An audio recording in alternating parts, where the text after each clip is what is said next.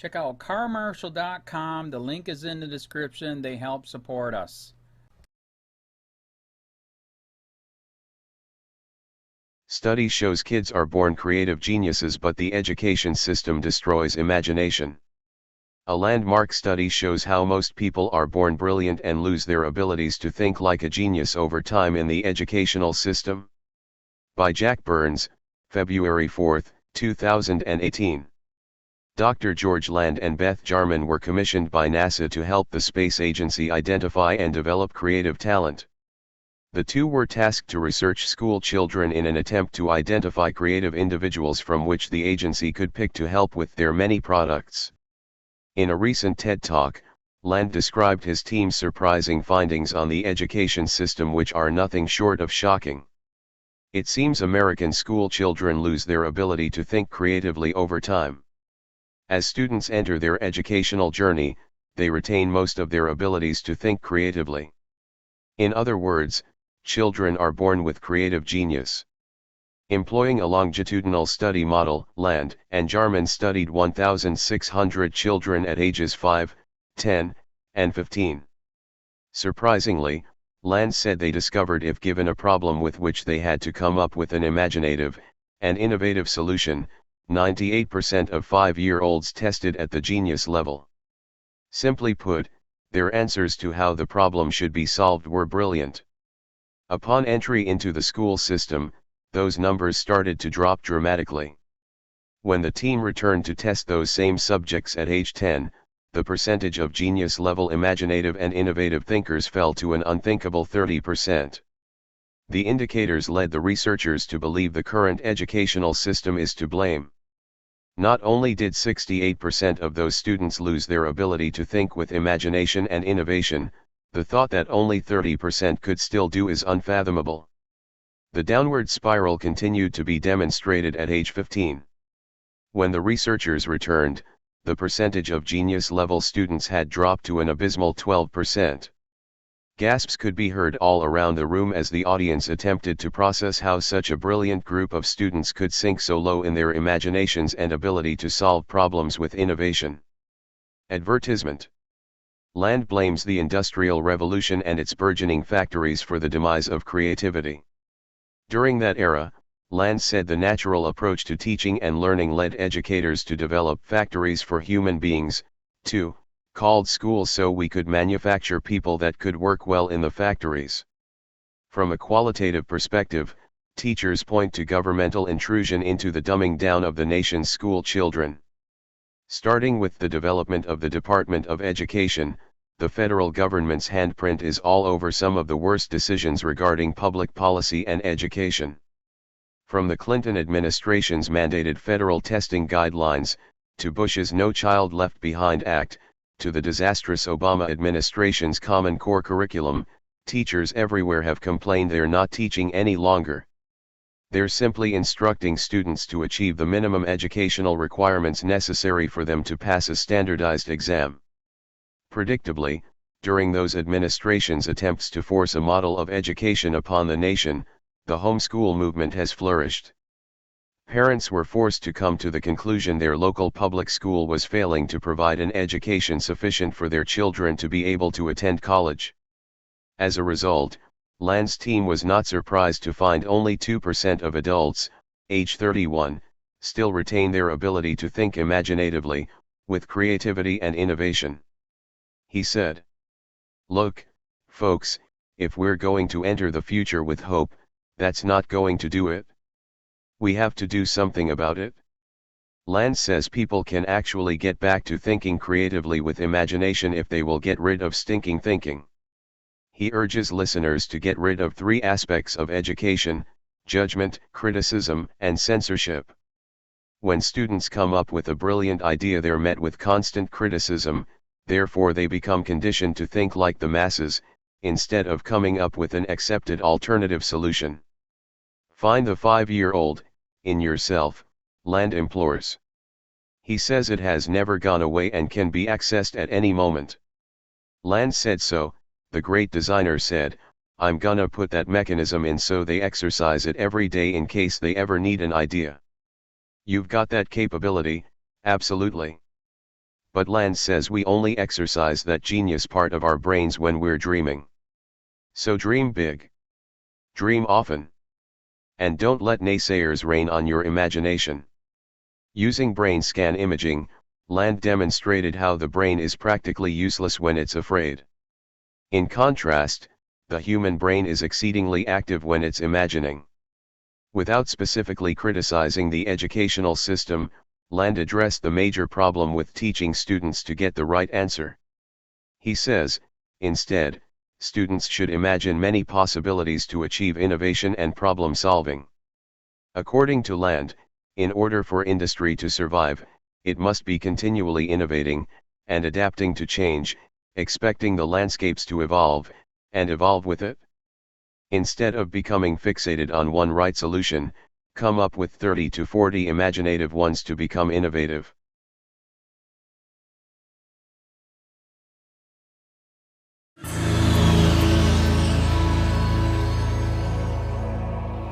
What I want to do in the little time we have tonight is to share with you something, an idea, some knowledge that has been the most important thing in my entire life.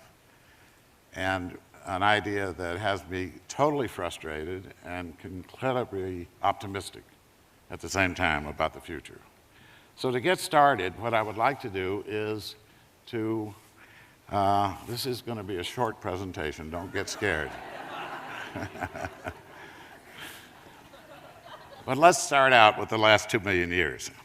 And what I've done to make that a little easier to grasp in the time we have is to condense that 2 million years into 1 calendar year, just to give us some perspective about where we're going.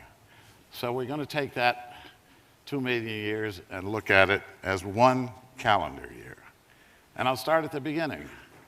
About 2 million years ago, give or take a million, the first humans took steps, became bipedal, started to move around in a different way, and began the human journey. January 1, the Stone Age. We spent quite a bit of time hunting and gathering, and it was not until November the 19th that we discovered fire that we could control, heat our homes, cook our food, protect us from predators. But by December the 29th, agriculture had been invented, and all of a sudden cities emerged and people living together and sharing and collaborating. That was a very incredible invention of people, agriculture, on December 29th of that calendar year. On December the 31st was Rome, Greece, the advent of the idea of science, of replicatable knowledge, that somebody could investigate something that nature did, understand it, and then take that knowledge and put it to human use. Big idea, because we at that point could move to 1105. Because now people started to gather together and apply those ideas in a mass way. And they could replicate the results of these ideas. And a very important part of the science idea itself is to find something and then be able to repeat it in a very predictable way. That was critical. And of course, we had to, since we're building a lot of these factories, we had to build factories for human beings too, called schools. So we could manufacture people that could work well in the factories. And that was an extraordinary and important idea, because starting at 1105, in the last few minutes, all hell broke loose. And we have moved in such a fantastic way during that period. In those last few minutes, think about just 100 years ago, most people living in America lived in poverty. Very few people had indoor plumbing. Very few people had electricity. In the last 100 years, in the last few minutes of that calendar year, it's incredible what has happened during this period. And that has produced so much progress that we have now turned success into failure. Now that knowledge has spread itself all over the world, and people are pushing up against each other a little bit in the sense that a third world country can do just as well producing something as we can. And that produces a problem. And we're now facing a period in history where no institution is not facing profound, turbulent, unpredictable change. And that's everywhere in the world. So what do we do? Because we have all these old answers, but they don't seem to be working the way they used to. Well, a few years ago, about 60 of the leaders in industry in America got together and started a study to say, okay, with this new kind of world that we have, with the internet, with all the satellite communication, with telephony, there are many more telephones in the world than there are people at this point. What does America do? And I won't try to go through the whole study, but the result was, they said, there's only one possibility for us to succeed as Americans, to be competitive, and that is to innovate, and to innovate continuously. And that's really what I want to share, because we have been looking at what it is that's behind that process of innovation, creative thinking, what we can do with our brains, what is that, the possibilities of that resource that we all have in these heads of ours. The thing that changed everything for us in trying to understand creativity is that somebody from NASA came to us, the deputy director, and said, look, we have a lot of people working for us. We need some way to select the people that are the most creative so they can go on the teams that are facing the toughest problems. Can you give us some kind of an instrument, a test or something that we can give to find those people? We didn't have such a thing, but we developed it, we applied it, and it was very predictive. It worked really well. But the idea emerged that, gee, we still don't know where creativity comes from. Is it that some people are born with it and others not? Or is it learned? Does it come from our experience in life? And the idea came up, this test is so simple. Why don't we give it to some children and see how they do? So we did. We created a sample of the American population with 1,600 children and started it out when they were about 5 years old. Now here's a question I want to ask you. This is a test for the ability to look at a problem and come up with new, different, and innovative ideas. What percentage of those 5-year-olds fell into what you might call the genius category of imagination? 80, 90, wow. This is a great audience. There are some audiences that don't guess quite that high. 98%. We were pretty shocked. Some people like you would probably not be shocked. You probably, I suspect you've been 5-year-olds, so there you are. But you know, the information was so astonishing, we decided to turn that into a longitudinal study, go back 5 years later and see how they're doing it. So we went back, they're now 10. What would you guess? Somebody came on very close. 30%.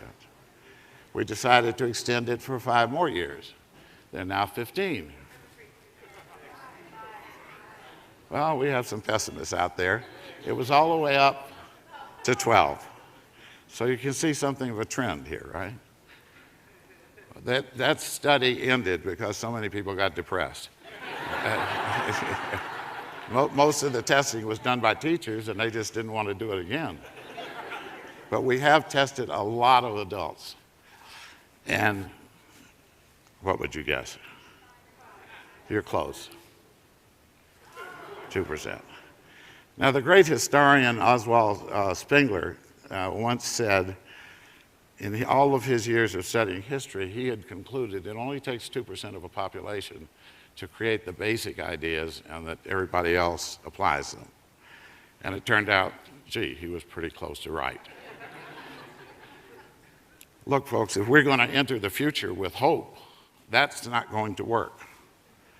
We have to do something about it. And what we found with those children was the thing that I want to try to share with you and hope that you walk out of here tonight knowing why that happened and what you can do about it, because you have the possibility of being in that 98% tomorrow. And I'm serious about that. What we found from the studies with children and from looking at the way brains work, that we can actually do that.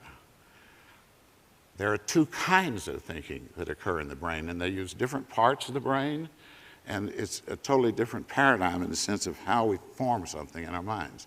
One is called divergent, that's imagination.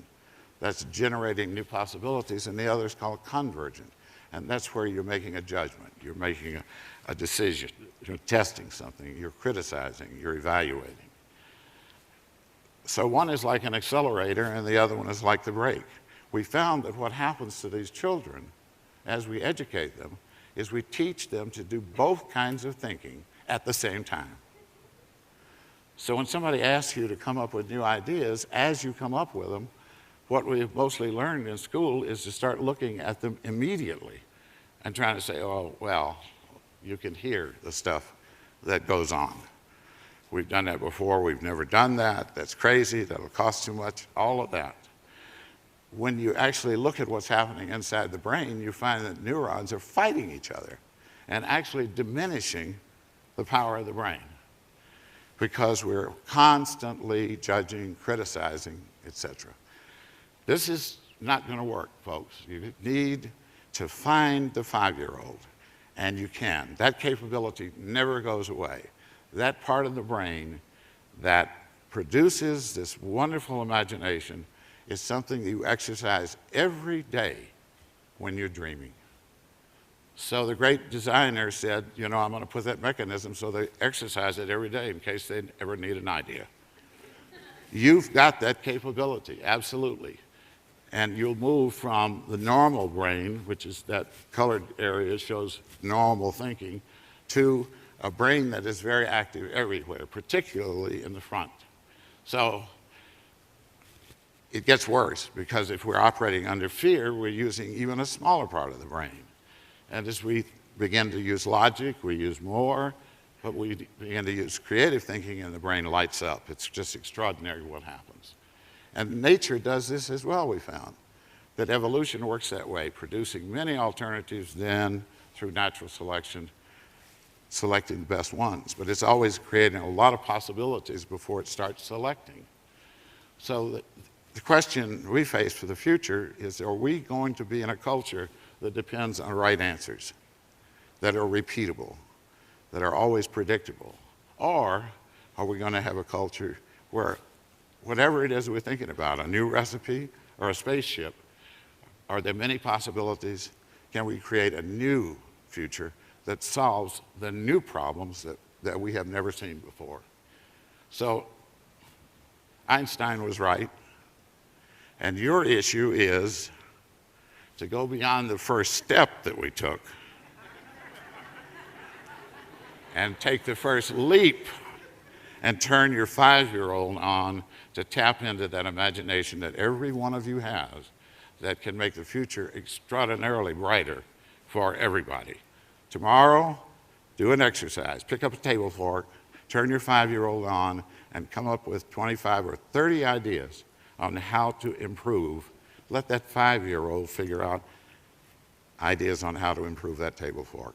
You can begin that exercise, and like anything else, you can start exercising that part of the brain and turn yourself into a great innovator of the wonderful future we can have if we start doing this.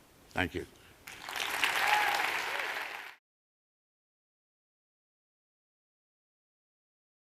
County, this is Charlotte County COPWATCH, and I wanted to explain what fair use is.